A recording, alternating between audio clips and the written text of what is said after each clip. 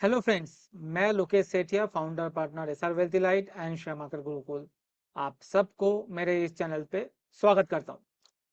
Weekly outlook market के इस segment में हम एवरी सैटरडे ये वीडियो रिकॉर्ड करते हैं आप लोगों के लिए, जहां पर हम बात करते हैं मार्केट में आने वाले वीक्स में कौन से सेक्टर जो है आउट परफॉर्म कर सकते हैं, अंडर परफॉर्म कर सकते हैं, निफ्टी वीकली बेसिस पे क्या लग रहा है हमें, इसके बारे में यहाँ पर डिस्कस करते हैं।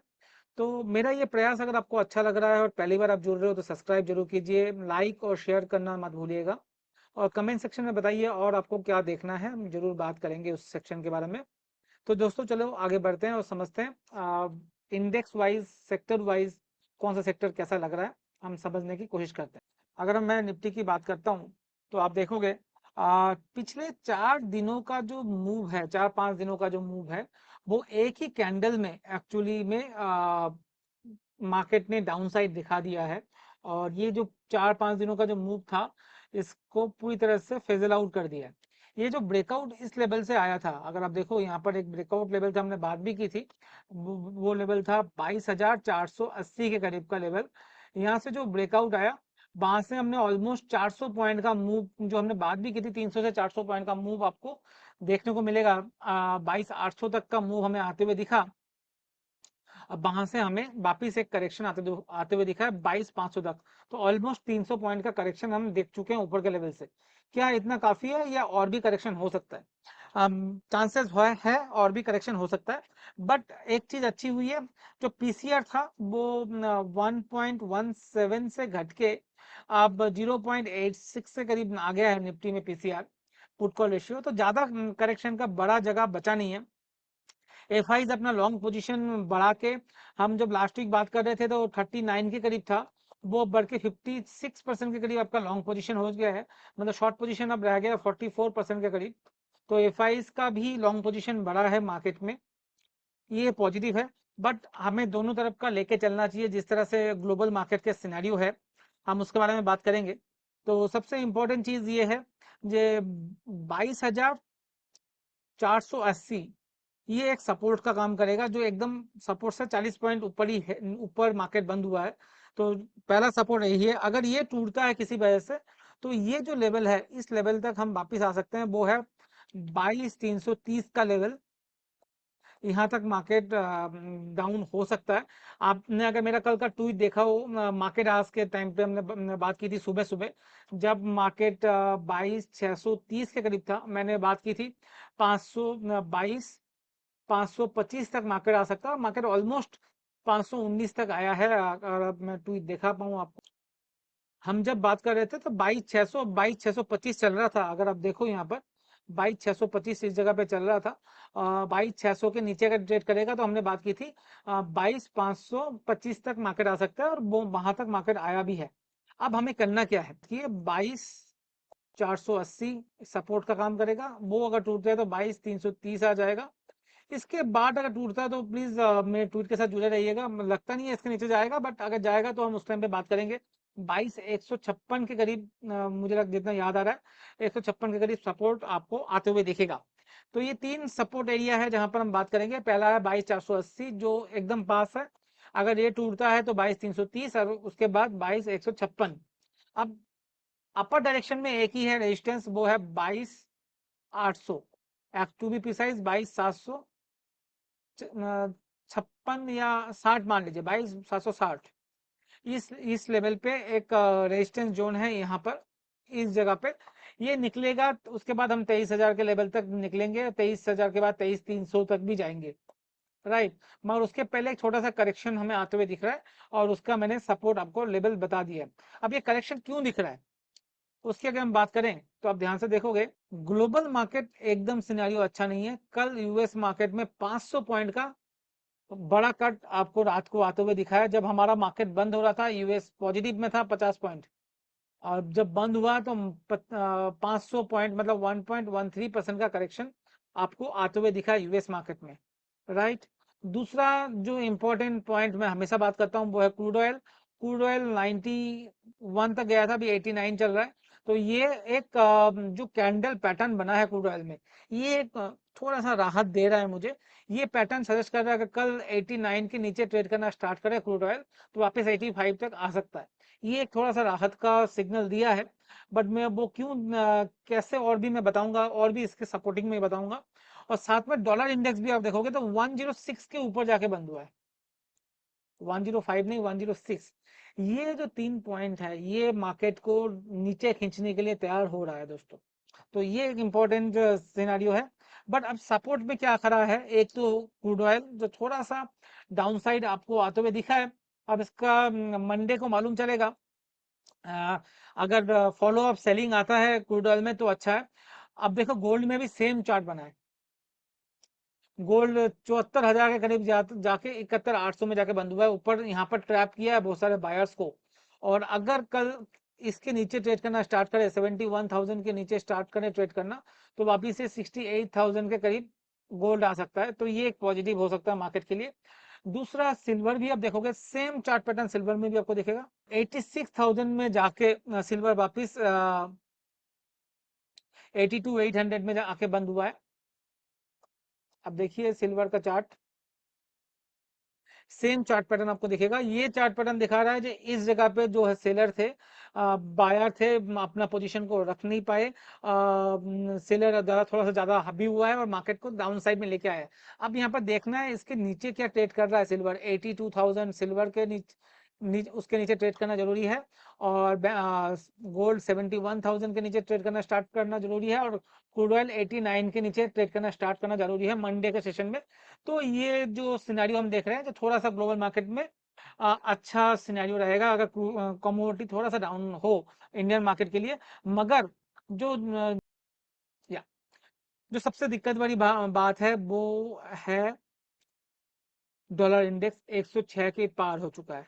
क्या ये मंडे के दिन कूल डाउन होगा? अगर कूल डाउन नहीं होता है तो ये मांग के चल रहा है यूएस मार्केट बहुत जल्दी रेट कट नहीं आएंगे, और इसी वजह से ये आपको मार्केट में और 300-400 पॉइंट का निफ्टी में करेक्शन आते हुए दिख सकता है। अब हम चलते हैं इंडेक्स वाइज अगर समझते हैं तो एक चीज ध्यान से देखना, ऑब्जर्व करना, एक भी बड़े इंडेक्स में ग्रीन कैंडल नहीं है फ्राइडे के सेशन में। अब सारे सेक्टर वाइज भी अगर आप चेक करोगे, मुझे एक भी सेक्टर नजर नहीं आया जहां पर मार्केट ग्रीन में बंद हुआ हो। सारे सेक्टर रेड में जाके बंद हुआ है। ये क्या दिखा रहा है, जब मार्केट में एक चौतरफा सेलिंग का हमें प्रेशर फ्राइडे का सेशन में आते हुए दिखा है। करेक्ट। अब सेक्टर वाइज अगर बात करें, एक एक करके हम बात करते हैं सेक्टर वाइज। तो सबसे पहले चलते हैं फार्मा सेक्टर। फार्मा सेक्टर में अभी अवॉइड करेंगे तो ज्यादा अच्छा रहेगा। ये सेक्टर अब जो है इस लेवल पे, हमने लास्ट वीक भी बात की थी, इस लेवल पे थक रहा है, 19,400 के लेवल पे थक रहा है। तो फार्मा स्टॉक्स में अभी थोड़ा सा अवॉइड करेंगे तो एक अच्छा अपॉर्चुनिटी, आपको पैसा बचेगा। यहाँ पर अभी नहीं लगाना है फार्मा सेक्टर में। आप चाहो तो शॉर्ट करके चल सकते हो, अगर फ्यूचर में ट्रेड करते हो उस केस में फार्मा सेक्टर के स्टॉक्स को शॉर्ट करके चल सकते हैं। राइट। सेकेंड सेक्टर की हम बात करें, वो है हेल्थ केयर। सेम थिंग है, जो फार्मा और health care almost same thing आता है। सेम इस जगह पे थक रहा है मार्केट पिछले कुछ दिनों से, और वहां से नीचे आ रहा है। तो हमें लगता है फार्मा सेक्टर में नेक्स्ट वीक भी थोड़ा सा करेक्शन आते हुए दिख सकता है। तो इस सेक्टर से थोड़ा सा अवॉइड करके रहेंगे। अगर हम बात करें पीएसयू बैंक का, तो पीएसयू बैंक में भी हमने बात की थी, कैनरा बैंक एक अच्छा लग रहा है और बैंक ऑफ बड़ौदा अच्छा लग रहा है। इसके अलावा और एसबीआई अच्छा लग रहा है। उसके अलावा कोई ज्यादा स्टॉक्स में ज्यादा ज्यादा अच्छा लग नहीं रहा। और ये साइडवेज है, कोई करेक्शन का तो सिनेरियो नहीं है इसमें, बट अभी साइडवेज जरूर है, कोई अपमूव भी नहीं दिख रहा है इस सेक्टर में। तीसरा अगर बात करें हम सेक्टर की, तो ऑयल एंड गैस, ये सेक्टर थोड़ा सा प्रॉमिसिंग लग रहा है। तो ये थोड़ा सा अपर डायरेक्शन में है, और लास्ट फ्राइडे का ही सेशन में थोड़ा सा करेक्शन हमें दिखा है। बट घूम फिर के यहाँ पर ही आपका रेजिस्टेंस जोन के पास ही जाके बंद हुआ है। अब देखो इसमें क्या मूव आता है, उसके ऊपर डिपेंड करेगा। बट यहाँ पर जो स्टॉक हमें पसंद आ रहा है, एक तो जो स्टॉक पसंद आ रहा है आप नजर रख सकते हो आईओसी के बारे में। दूसरा स्टॉक है बीपीसीएल। ये दो स्टॉक आप लॉन्ग साइड में थोड़ा सा नजर रख सकते हैं। अगर मार्केट करेक्ट से थोड़ा सा उभरा और थोड़ा सा क्रूड ऑयल का प्राइस टूटना स्टार्ट किया, इस केस में यहाँ पर मूव आना चाहिए। क्रूड ऑयल का प्राइस कंडीशन अप्लाई है 89 से नीचे आना स्टार्ट करे तो आईओसी बीपीसीएल एचपीसीएल इनमें मूव आ सकता है। तीसरा स्टॉक सेक्टर जो अच्छा लग रहा है हमें, मेटल, मीडिया सेक्टर अच्छा नहीं लग रहा, मेटल जब खुलेगा तब हम बात करेंगे। मीडिया सेक्टर भी अवॉइड ही करने की हम बात कर रहे हैं पिछले कुछ महीनों से एक्चुअली। मीडिया सेक्टर में तो पूरी तरह से अवॉइड करें, ना ही जी लेना है, ना ही टीवी 18 लेना है, ना ही और कुछ लेना है। मीडिया सेक्टर को पूरी तरह से अवॉइड करें अभी। एफएमसीजी सेक्टर को भी हमें कोई इंटरेस्ट अभी नहीं है, तो एफएमसीजी को भी अवॉइड करके चलें। इसमें भी कोई मूव में अभी तो करंट में वीक पे तो नहीं आने वाला। आ, तीसरा जो सेक्टर है इंफ्रास्ट्रक्चर, यहाँ पर भी थोड़ा बहुत करेक्शन देखने को मिल रहा है, बट यहाँ पर ये लेने का अपॉर्चुनिटी ढूंढे आप। लेने का अपॉर्चुनिटी ढूंढे आईटी, आईटी डीसी सीमेंटेशन में। आप लेने की अपॉर्चुनिटी ढूंढे अशोका बिल्डकॉन में। आप दिलीप बिल्डकॉन आप देख सकते हो। आप देख सकते हो जय कुमार इंफ्रा। ये सारे स्टॉक हमें अच्छा लग रहा है, यहाँ पर आप थोड़ा सा नजर बना के रख सकते हो। करेक्शन में खरीदना है, बाय ऑन डिप्स में खरीदना है, मंडे को ही नहीं खरीदना है, इसको थोड़ा सा वेट एंड वॉच रखें और आप इसमें देख सकते हैं। एनर्जी सेक्टर अभी अच्छा लग रहा है, एनर्जी सेक्टर में खाली एक दो दिन का करेक्शन है, जैसा मैंने ऑयल एंड गैस की बात की थी, वहां पर ही आप देख सकते हो CESC, ये स्टॉक अच्छा लग रहा है, NTPC अच्छा लग रहा है, कोल इंडिया अच्छा लग रहा है, कोल इंडिया आपको अच्छा लग रहा है। ये सारे स्टॉक आपको नजर में रखनी चाहिए, आने वाले वीक्स में मुझे लगता है यहाँ पर आपको अच्छा पैसा बनेगा। तो हम जो सेक्टर की बात कर रहे हैं जो वो है PSU बैंक, राइट, जहां पर आप नजर रख सकते हैं नेक्स्ट वीक के लिए और आने वाले कुछ वीक के लिए। एक सेकंड दीजिएगा। PSU bank. दूसरा सेक्टर की हम बात कर रहे हैं वो है इंफ्रा, करेक्शन में, ये करेक्शन में बाई करना है, अभी बाई नहीं करना। तीसरा सेक्टर की हम बात कर रहे हैं जो अभी आप बाई कर सकते हो वो है ऑयल एंड गैस, बट उसमें आपको देखना है क्रूड ऑयल का प्राइस 89 से नीचे आना स्टार्ट कर दिया, उस टाइम पे इसमें आप बेट लगा सकते हो, राइट। कमोडिटी सेक्टर में भी अभी अवॉइड करें, फाइनेंशियल सर्विस को अवॉइड करें, इस सेक्टर को थोड़ा सा अवॉइड करके चलेंगे तो ज़्यादा सही रहेगा। कंज्यूमर ड्यूरेबल में भी ज़्यादा कोई मूव हमें आते हुए नहीं दिख रहा, तो इसको भी अवॉइड करके चलें, तो ज़्यादातर सेक्टर अवॉइड ही है। इंडियन कंजम्पशन अवॉइड करें। रियल्टी सेक्टर में आपको नज़र रखनी चाहिए, रियल्टी स्टॉक्स में कुछ कुछ स्टॉक्स हमें बहुत अच्छा लग रहा है। शोभा, शोभा देख सकते हैं आप, प्रेस्टीज स्टेज आप देख सकते हैं, ओबेरॉय रियल्टी, ओबेरॉय रियल्टी आपको चेक करना चाहिए, अजमेरा रियल्टी आपको चेक करना चाहिए। ये सारे स्टॉक अगर आपको करेक्शन में किसी वजह से करेक्शन में मिल जाए तो एक अपॉर्चुनिटी होगी जिसमें आपको ऐड ऑन करना चाहिए। मैं रियल्टी स्टॉक में बहुत ज़्यादा बुलिश हूँ, पिछले कुछ महीने से हूँ, आप लोगों को कई बार बात की है इस बारे में। फाइनेंशियल सर्विस अवॉइड ही करके चलें, जैसे हमने बात की है, सर्विस सेक्टर को भी अवॉइड करें, IT सेक्टर को अवॉइड करें। प्राइवेट बैंक्स में सिर्फ और सिर्फ मुझे जो अच्छा लग रहा है वो है ICICI एंड HDFC बैंक। इसमें डिप्स में बाई करने की सोचें, आपको अच्छा मुनाफा इन सेक्टर में देखने को मिलेगा।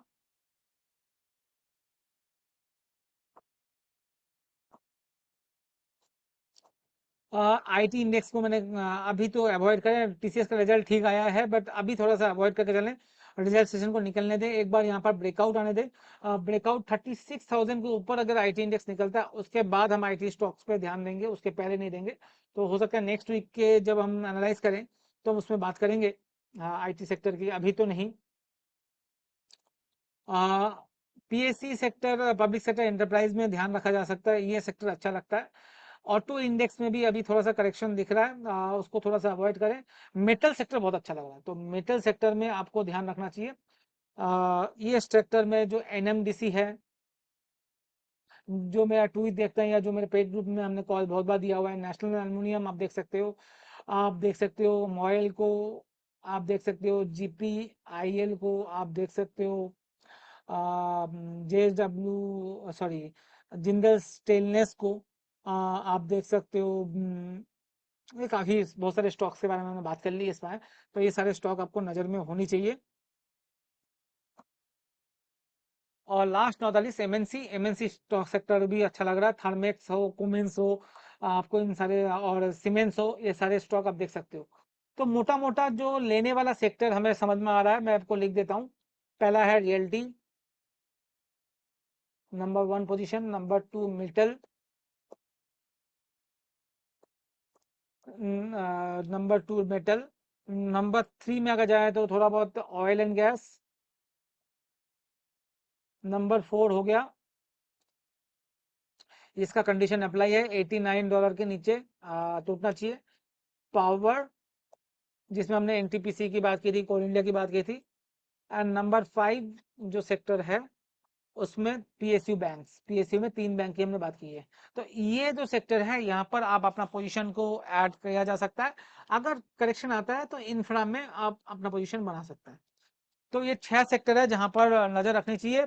सबसे नंबर 1 पोजीशन है रियल्टी एंड मेटल।